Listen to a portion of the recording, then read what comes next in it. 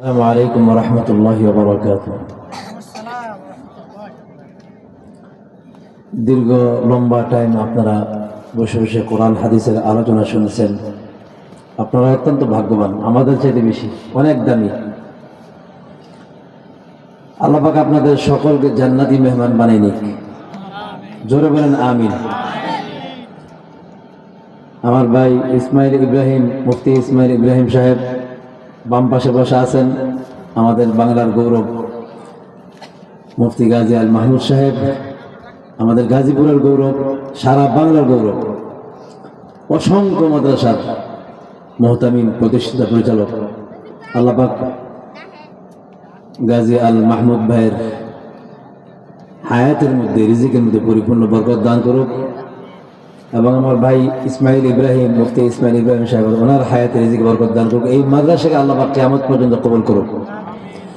আউযু বিল্লাহি মিনাশ শাইতানির রাজীম।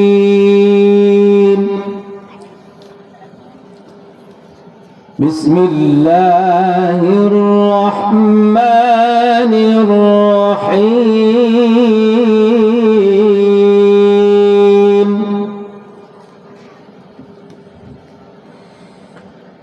لو أنزلنا هذا القرآن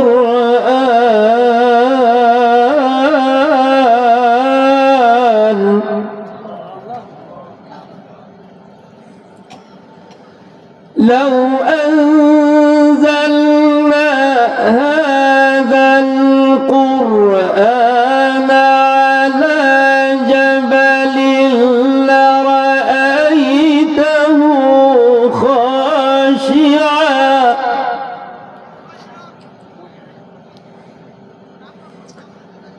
لرأيته خاشعا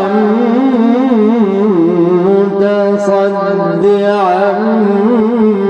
من خشية الله.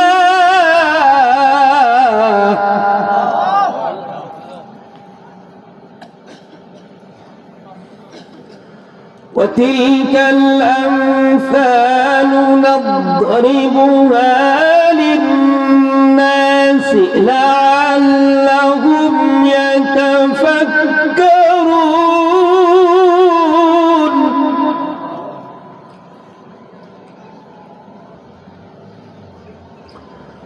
وتلك الأمثال نضربها للناس لعلهم يتفكرون.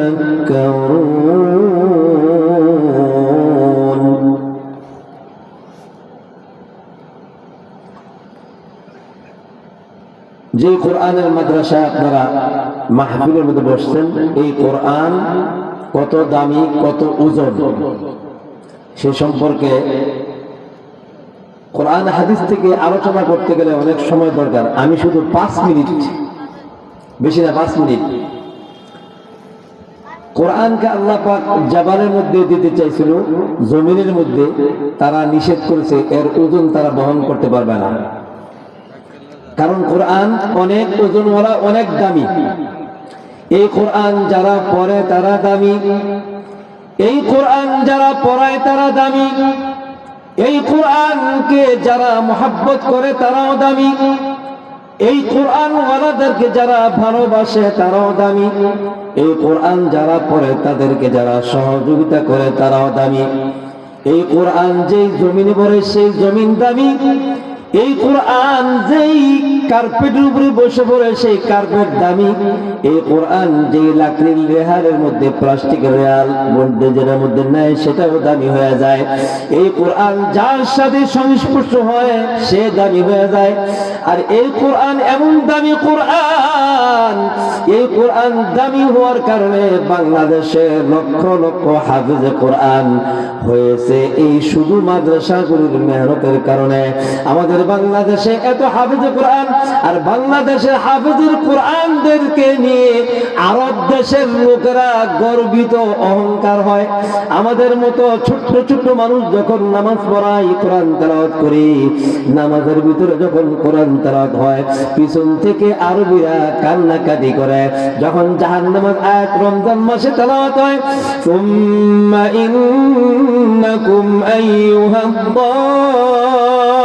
দাল্লুনাল মুকাজ্জিবুন লাআকিলুনা মিন শাজারিন মিন যাক্কুম ফামালিউনা মিনহাল বুতুন ফাশারিবুনা আলাইহি মিনাল হামীম ফাশারিবুনা শুরবাল হিম হাযা নুজুলুহুম ইয়াওমাদ্দীন।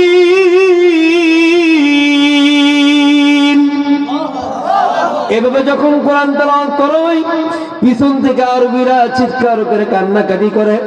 নামাজের পরে বের হয়ে জিজ্ঞেস করলে, আইনা বিলাদুকা আনতা, তোমার বিলাদ কোথায়, তোমার দেশ কোথায়? আমি বলি আমার দেশ হলো বাংলাদেশ। তখন বলে লা লা লা কাযযাব, এটা কোনই তো হইতে পারে না, বিশ্বাসই করে না। কি করে সম্ভব? বাংলাদেশের জবান, এই জবান